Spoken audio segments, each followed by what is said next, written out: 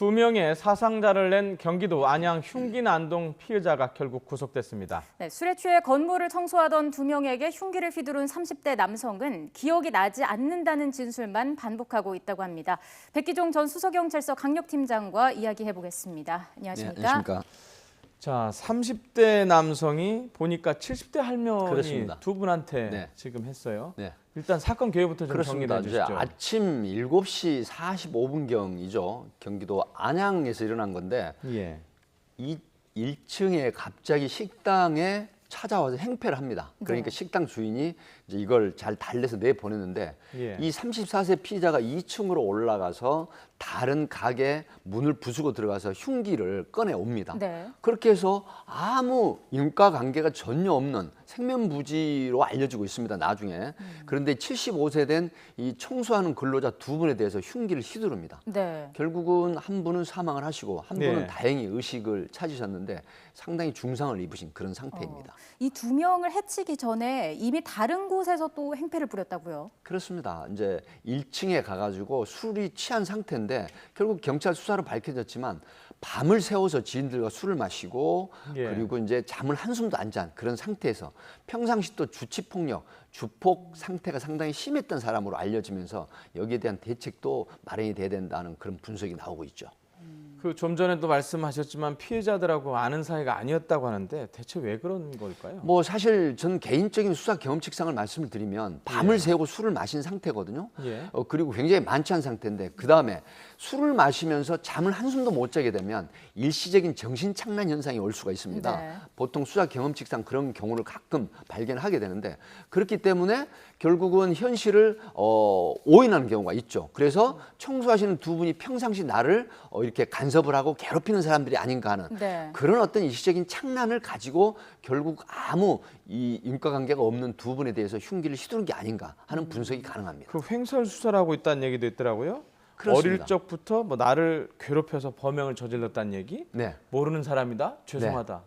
바로 이제 그런 예. 제가 바로 앞에서 말씀드린 그런 현상입니다. 네. 그러니까 밤에 잠을 한숨도 못 자고 또 술이 만취된 상태였거든요. 거의 음주 측정 수치로 따지면 거의 0.3%에 가까운 건데 이런 사람이 결국은 전혀 모르는 사람을 내가 피해를 당한 가해자로 인정을 하는, 오인하는, 착각하는 이런 네. 형태거든요. 그러니까 결국 이 사람이 체포될 때 내가 청산가리를 마셨다, 뭐 독국물을 마셨다라고 했는데 결국 병원에서는 독국물을 복용한 사실이 없는 걸로 나왔죠. 이런 어떤 행설 수술을 하는 정신 일시적인 착란 현상이 온다 이렇게 봅니다. 그러니까 진술이 계속 왔다 갔다 하고 있고 또 피해 여성들과의 관계가 뚜렷하게 나오지 않았습니다. 여러 가지 정신병력에 대한 의심도 드는 대목이 아닐까 싶은데 경찰 조사는 어떻게 예, 나왔습니까? 현재 경찰은 정신질환이 없는 걸로 판명이 됐거든요. 네. 그러니까 물론 지금 현재 그 이후에 예를 들어서 뭐 보험심사 평가원이라든가 이런 어떤 의료보험관리공단이라든가 조회를 통해서 알 수가 있지만 현재까지는 이 사람이 정신질환으로 치료를 받은 상황은 없다라고 네. 하지만 그러나 본인이 인지하지 못하는 또 다른 사람이 인지하지 못하는 정신질환이 있을 수도 있다 하기 때문에 이 사람이 일단 구속이 됐기 때문에 여기에 대한 정신질환 감정은 반드시 필요할 거로 그렇게 봅니다. 지금 측정 결과 혈중 알코올 농도가 0.219%로 나왔단 그렇습니다. 말입니다. 219면 이거 얼마나 높은 거예요? 지금 그 보통 소주 한 병 정도 마시면 면허 정지에서 체질 따라 틀리지만 0.10 이상이 나오는 경우가 있거든요. 네. 네. 0.21 이상이 나오는 정도면 거의 소주 7, 8병 정도 마신 정도이기 때문에 일곱, 완전히 여덟 만취 병. 상태다. 밤새 마시고 예. 그다음에 이런 분들이 뭐 가끔 0.21% 이상이 음주운전을 하는 경우가 있거든요. 네. 거의 의식 수준이 마비된 상태로 볼 수 있겠습니다. 그런데 또 술 때문에 범행이 기억이 나지 않는다 이런 식으로 얘기를 하면은 심신미약을 이유로 감형을 주장할 수도 있을 것 같은데 어느 정도 처벌을 받게 그렇습니다. 될까요? 뭐 원인이 있어 자유로운 행위라고 법률적인 용어도 이제 나오는데요. 네. 사실 본인이 초래한 심신미약의 상태를 초래한 경우에 그걸 이용해서 범죄를 하는 경우가 있거든요. 네. 하지만 이런 경우는 최근 추세가 심신미약의 상태를 초래한 상태에서 인지 능력이 결여되어 있거나 심신미약의 상태에 이르렀다고 볼 수 없다 해서 주치 상태의 범죄는 요즘 절대 감경을 해주지 않는 방향으로 가기 때문에 네. 아마 이 부분에 대한 감경이나 감경 요소가 되지 않을 걸로 그렇게 봅니다. 네. 자, 다음 주제로 한번 넘어가 보겠습니다. 그 조금 전에 저희도 소식을 전해드렸는데 전두환 전 대통령의 차남 전재용 씨가 황제 노역으로 논란을 빚었는데 이번엔 처남 이창석 씨도 역시 그렇습니다. 똑같은 케이스라고요? 네, 이제 정말 좀 말씀드리면 2006년 12월 달에 경기도 오산의 땅을 예. 28필지를 팔면서 양도소득세 60억을 포탈한 혐의로 기소가 됐다가 네. 2014년도에 이제 다운이 됩니다. 네. 세금 27억으로 다운이 되는데 역시 처음에 혐의가 27억이라는 부분이 나오지만 임목비라든가 다운 계약서를 작성해서 세금 포탈했다라는 혐의로 기소가 됐죠. 근데 결국 대법원에서 확정이 됐습니다. 네. 네. 40여 원 상당의 벌금형을 선고를 받았는데 이분들이 뭐 1억 원 내에 벌금을 내고 이제 돈이 없다라고 했는데 결국은 하루에 400만 원씩 황제 노역, 귀족 노역에 환영 유치형에 처해졌다 이런 게 네. 알려지면서 일반 국민들의 상당히 분노를 자극하는 공분을 일으키는 이런 지금 뉴스가 되겠습니다. 그렇죠. 예. 방금 말씀하신 것처럼 34일 노역을 해서 2억 원을 탕감을 받았습니다. 하루에 400만 원인데 하루 7시간에서 8시간 전열 기구를 만들어서 하루 400만 원을 받는 정도의 일인가요? 그렇습니다. 뭐 전재용 씨도 원주, 그다음에 이창석 씨도 춘천으로 이감이 됐죠. 네. 그런데 이제 이게 하루에 7, 8시간 일을 한다고 하지만 실질적으로 중한 노동은 아닙니다. 예를 들어서 전열기구를 만든다고 하지만 이런 경우죠. 오전에 3시간, 오후에 4시간 정도 하는데 문제는 법정 공휴일, 주말, 토, 일요일, 그다음에 일반 공휴일 전부 일을 안 합니다. 네. 그러면서 마치 일을 하는 것처럼 탕감을 받거든요. 자, 네. 일반인이 이 정도 탕감을 받으려면요. 보통 얼마 해야 되느냐면요. 2,000일, 5년 한 6개월 정도 일을 해야 되는 상황이죠. 다만 지금 여기서 소크라테스가 한 말 또 스피노자가 했다라고 이제 알려지고 있는데 악법도 법은 지켜야 된다. 하지만 악법이 이게 개정 필요가 있다고 하면 개정을 해야 안 되겠습니까? 지금 일반 형사사범 같은 경우는 이런 정도인데 사실 형법 69조하고 70조의 뇌역장 유치, 그다음에 1일 이상 3년 이하의 그 유치형으로 정해져 있습니다. 예. 그렇다고 하더라도 하루에 400만 원씩 탕감을 하고 그다음에 일반적인 국민들의 의식이 전두환 전 대통령도 29만 원밖에 없다. 그래서 법정을 희화했다라고 논란이 됐었는데 네. 이 지금 이창석 씨나 이 전재용 씨가 돈이 없겠습니까? 그럼에도 불구하고 하루 400만 원. 어떻게 보면 심신수련하러 들어갔다는 일부의 비판도 있죠. 뭐 주말은 잘 보내고 하루에 몇 시간 정도 일을 하고 하루에 400만 원씩 탕감을 해준다? 그러면 수사기관이나 법무공단 같은 데서 숨겨놓은 은닉한 자산을 찾을 생각 안 하고 이렇게 한영유치 법을 이용해서 한다? 맹점을 이용해서 굉장히 비판을 하고 있고 많은 일반 국민들이 분노하고 있는 그런 네. 상황이죠. 예. 조금 전에 일반인으로 계산하셔서 2,000일, 5년 그렇습니다.6개월어치다 이렇게 말씀하셨는데 이걸 최저임금 시급으로 한번 보면 1시간에 지금 6,470원 아닙니까? 그렇습니다. 그럼 이 두 사람의 시급은 대략 50만 원 50만 정도인데 원입니다.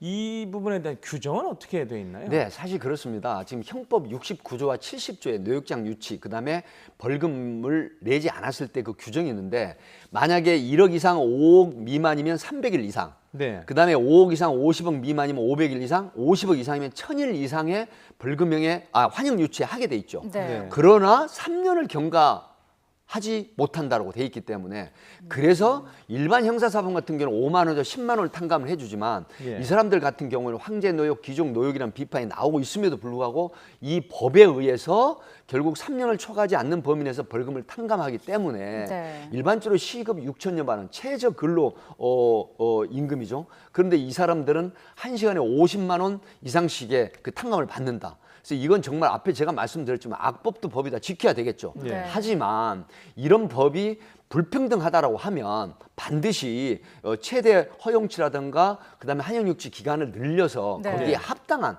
처벌을 받게 해야 되는 게 아닌가 하는 분석이 나옵니다. 그렇습니다. 네. 여러 가지 대책 마련이 좀 필요할 것 같습니다. 자, 마지막 주제로 넘어가 보죠. 좀 안타까움을 넘어서 약간 분노를 자아내는 사건이 아닌가 싶은데요. 택시 기사가 운전 중에 심장마비 증세가 왔는데 승객들이 아무런 구호 조치도 하지 않고 떠나서 또 문제가 되고 있습니다. 자세한 사건 경위를 좀 네, 짚어주시죠. 5월 25일 날 대전 서구에서 일어난 일이죠.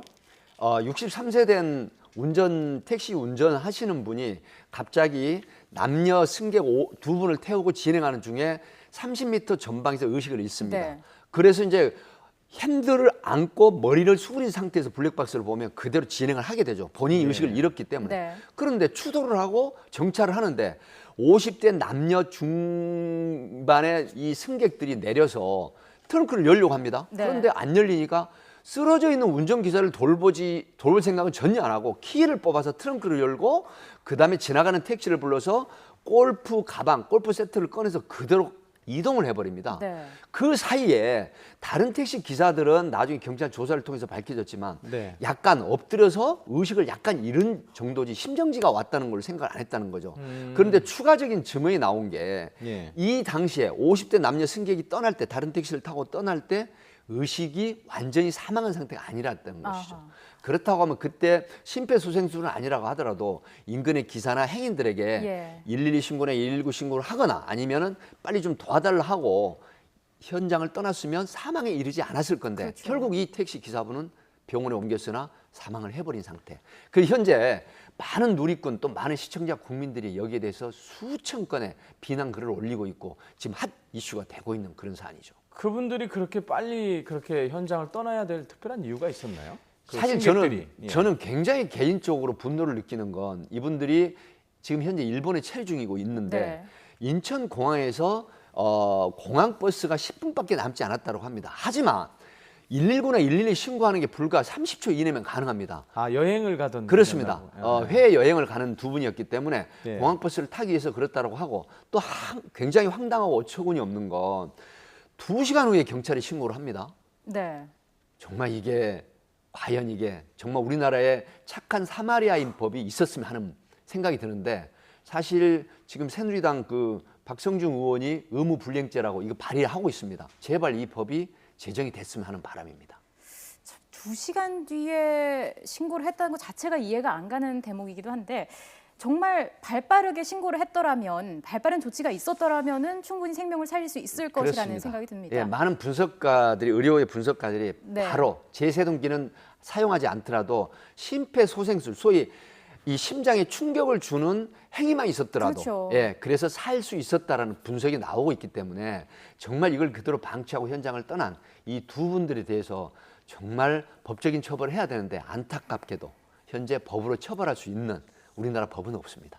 귀국을 해서 경찰 조사를 받게 되더라도 법적인 처벌은 받지 않는다. 그렇습니다. 예를 들어서 의무가 있는 사람이 이런 의무를 위반한 부분은 유기죄라든가 유기치사상죄가 적용이 됩니다. 하지만 안타깝게도 우리나라에서는 소위 말하면 의무불이행죄가 지금 제정이 된다고 하고 있지만 의무 없는 사람이 옆에서 곧 죽어간다고 하더라도 신고를 하지 않거나 구호조치를 하지 않아도 네. 처벌을 받지 않는 이런 맹점이 있습니다. 정말 자신의 가족이 이런 일을 당했더라면 어땠을까 생각을 한번 그렇습니다. 해봤으면 좋겠습니다. 다시는 이런 일이 발생하지 않기를 바라보겠습니다. 자, 지금까지 백기종 전 수서경찰서 강력팀장과 이야기해봤습니다. 오늘 말씀 네, 고맙습니다. 감사합니다.